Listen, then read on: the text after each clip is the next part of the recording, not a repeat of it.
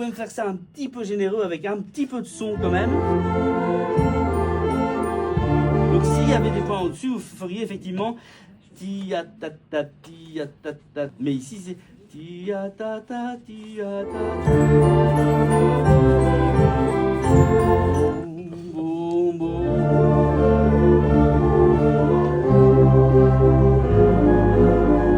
On est 142 exactement.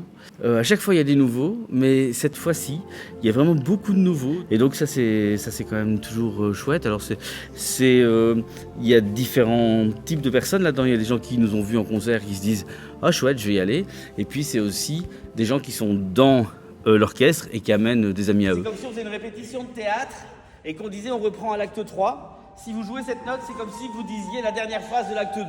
Et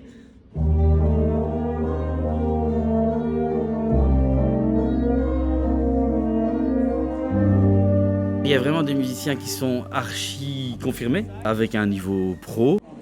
Quand parfois ça mord un peu sur le truc, ça fait ouais. C'est super.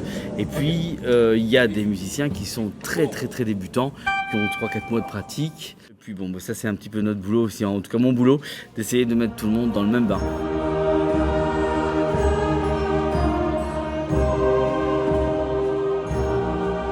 Ce qui me plaît dans le travail avec les amateurs, c'est le côté sans doute pédagogique, didactique. Je suis quand même un stit de formation à la base. Et ce genre de morceau qui est pas difficile du tout, si on devait le jouer avec des professionnels, en 1 heure de répétition, c'est largement assez.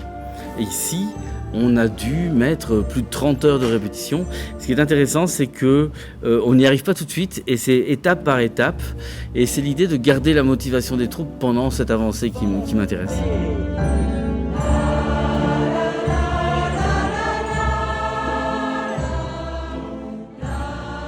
Alors au départ, c'est donc effectivement une demande du musée avec l'idée de sortir un maximum de statuts sans trop de hiérarchie.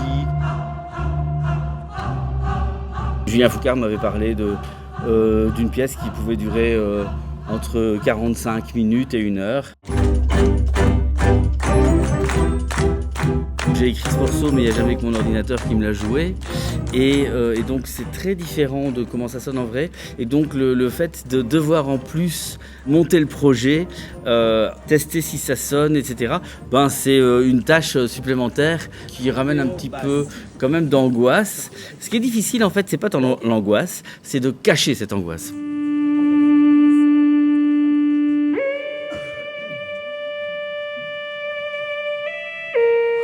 Cet instrument, c'est un synthétiseur, un Prophète.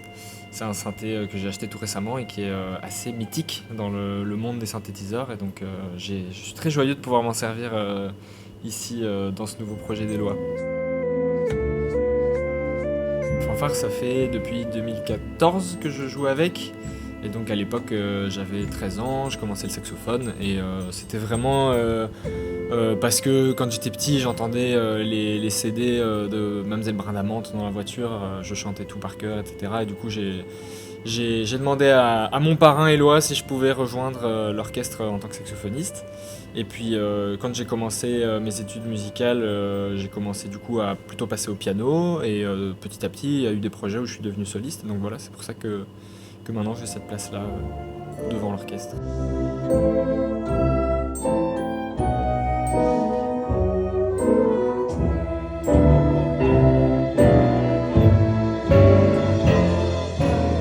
J'ai toujours aimé la musique d'Éloi et j'ai toujours aimé aussi le projet en fait de faire jouer des musiciens amateurs, amatrices, parfois même des musiciens qui viennent de démarrer l'instrument. Oui, ça prend du temps parce que Éloi, parfois il écrit quand même des trucs qui sont pas faciles à jouer, mais c'est d'autant plus gratifiant quand on y arrive.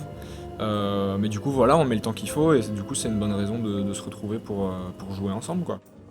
On compose différents thèmes et puis au fur et à mesure, ces thèmes, il y en a que j'élimine et dans ce que je conserve, c'est souvent parce que je me rends compte qu'il y a soit des similitudes, soit des questions-réponses entre ces différents thèmes. Et donc après, je les articule et après c'est comme un puzzle, mais c'est pas une écriture chronologique. C'est de mieux en mieux. Et maintenant, faites comme si vous étiez content de revoir un ami que vous avez vu depuis longtemps. Ah, c'est ça, ça va? On va chercher ça, ça va? Et 1, 2, 3, 4, 1, 2, 3.